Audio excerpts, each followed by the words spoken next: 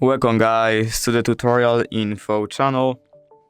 In front of me is iiiF150 R2 Ultra, and in this video I am going to show you how to manage app permissions on this device.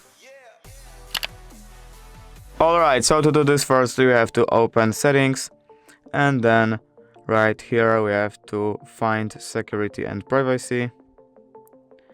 Now here we have to open privacy option, and here we can open permission manager. So as you can see right here, we have a list of the permissions, and I am going to enter, for example, permission to notifications. And now right here we can choose what apps we want to allow to this permission and what apps we don't want to allow. And you can do this with whatever permission, for example contacts, and whatever app you want to. And basically that's it. If you did enjoy this video, leave a like and subscribe. Thank you guys for watching. Bye!